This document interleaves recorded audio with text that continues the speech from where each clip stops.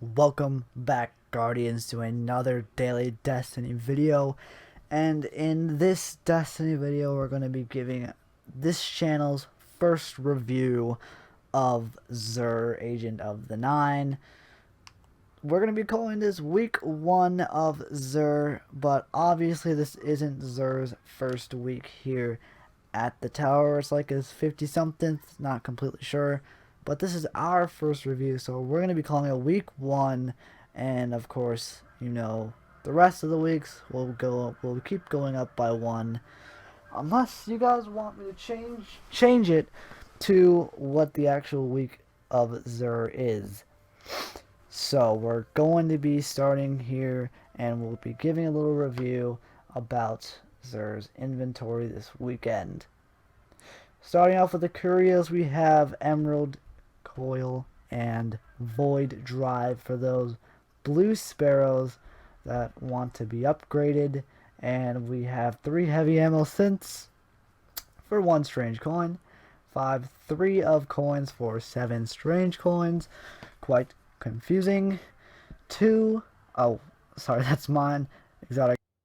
1 exotic shard for 3 motes of light and 3 strange coins. You will get 3 glass needles for those 3 materials, and the material exchange is 1 mote of light for 2 strange coins. So the exotic gear here we have for the Titans, we'll be starting off with the Empyrean Bellicose at an intellect and discipline roll.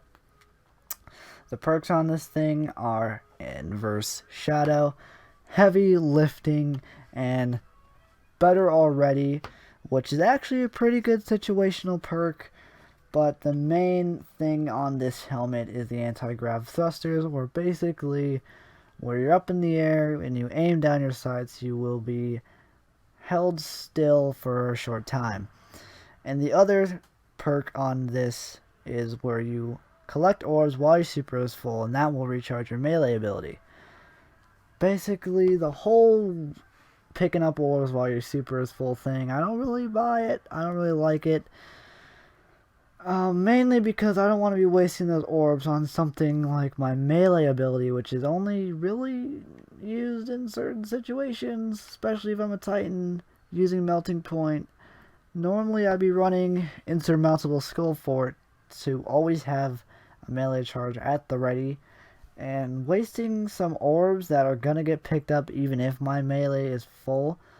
At least that's what happens to me when I have full sniper ammo, when I'm using the one hunter helmet where you pick up orbs to get special ammo, Skyburner's Annex. That I keep picking up orbs even when it's full, and I hate it. I just want to use those orbs for my super to get them as fast as I can. So yeah, don't really like that perk. Other thing on Imperial Bellicose, the hovering thing, really not that useful. It's fun. PvP, maybe control someone, but PvE, not really going to be using this. You're going to be using Insurmountable Skill Fort, if anything, or maybe even the Raid Helmet over this. Moving on to the Hunter's Helmet, we have Mask of the Third Man with Intellect and Strength rolls. Moving on to the upgrades, we have Inverse Shadow, Heavy Lifting, again, those two, and Infusion, where it replenishes health each time you pick up an Orb of Light. Not exactly the same as the other upgrade we saw on the Empyrean Bellicose, but pretty similar. Of course, the main upgrade here is Unstable Current, where Arcblade attacks use less super energy. This mask is really only for Arcblade, and Arcblade has kind of died off. I mean, PvE, you're not really going to be using this. You're going to be using Night Stalker through everything, even PvP or PvE. It's Night Stalker is dominating.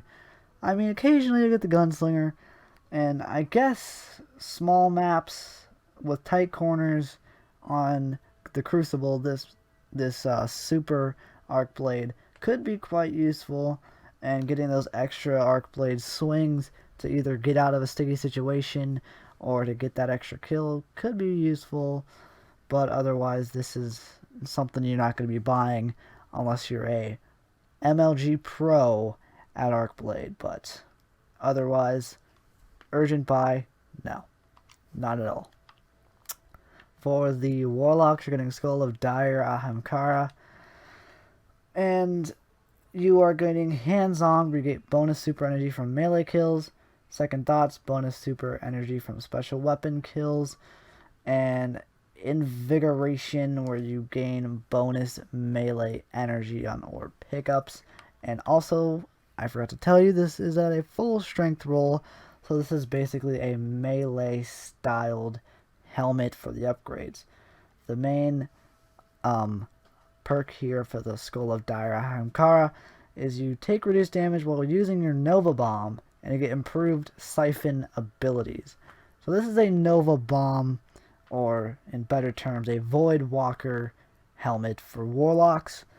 And as I said before, I don't think Void Walker is used as much as something like Sunslinger, or maybe even the other electric one. I don't know. I'm not a Warlock, guys. Sorry if I don't know these terms completely, but I don't normally play as Warlocks. Stormcaller, that's what it's called.